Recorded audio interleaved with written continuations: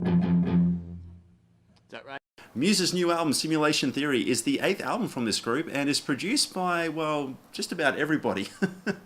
Muse, Rich Costi, Mike Elizondo, Timbaland, and Shellback, and probably a bunch of other names that I'm forgetting as well. Now, this is the follow-up to 2016's album Drones, which I really enjoyed, and I think that album leaned more heavily on the rock side of Muse and featured some really great guitar work on tracks like The Reaper.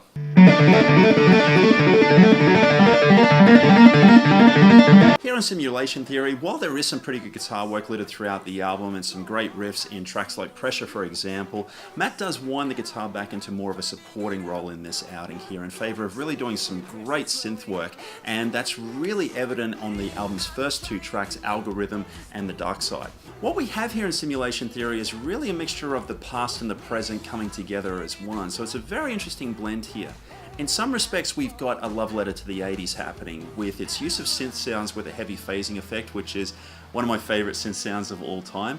And we also have the cover art as well. And when I saw the cover art for the first time, my first thought was the TV series Stranger Things, and then I dug in a little bit further and I found out that the cover art was actually done by Kyle Lambert, who is best known for the illustrator posters of Stranger Things. And then I got listening to the album, and I gotta say there's tracks on this album, particularly the first two tracks here, which really wouldn't be out of place on that TV series. So who knows, some of these tracks may even make their way onto that TV series at some point in the future. Now, while a throwback to the 80s in some respects here, gone is that excessive use of reverb that's usually associated in the production of music from this period, thankfully. And instead of that, what we have is a really modern production sheen across a lot of these tracks, which really works for the lyrical direction of this album here. And what we have is less lyrics dealing with the New World Order and Illuminati and things like that. That's usually associated with a lot of Muse lyrics. And instead, what we've got is themes of virtual reality, simulated reality, and the idea of fantasy becoming real. And it works really, really well for the lyrical content of this album. So the group mentioned this time around that they would be experimenting, and they've definitely done that lyrically, as I've already mentioned.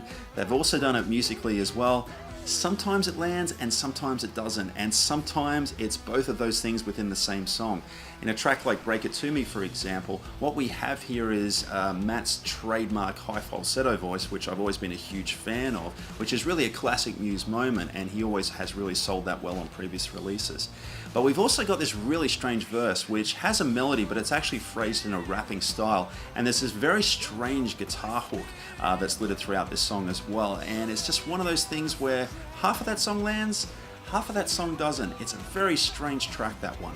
Now, speaking of Matt's voice, he's in pretty good form here, guys. He's still got a strong voice, and tracks like Get Up and Fight feature a very cool vocal melody, and probably one of my favorite tracks on this album, I've got to say, and lends itself to more of that classic Muse sound that we've come to know and love.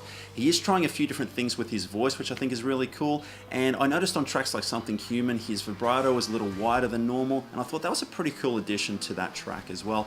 But I gotta say, I really miss that Freddie Mercury style of vocal layering that he's done on previous releases, and I actually just think it would have been cool to hear a little bit more of that on this album. Dominic Howard ditches the drum kit for a lot of these tracks in favor of more drum programming this time around, and it really works well for some of these tracks and the direction that this album has taken. But I gotta say, I love it when he hops behind the kit. He's a great drummer, and I've always enjoyed his playing. And on tracks like Thought Contagion, it really features a very cool drum performance on this track, as well as on Get Up and Fight. And there's also some great bass lines through some of these tracks. It's great to hear Muse branching out and trying some different things and experimenting, even if it doesn't always pay off into making a classic track.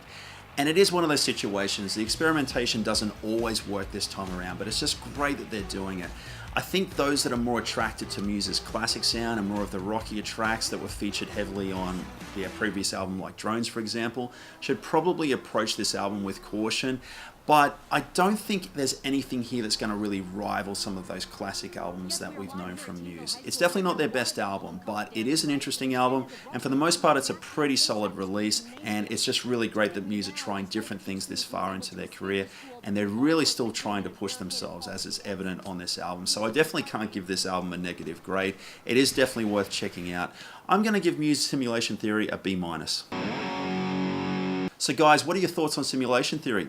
Let me know in the comments below what you thought, and of course while you're there, also let me know what your favorite Muse album is of all time. If you dug this review, don't forget to flick a like and subscribe. Hit that little notification bell as well so you never miss a video update. And until next time guys, don't forget, support the artist, buy the music.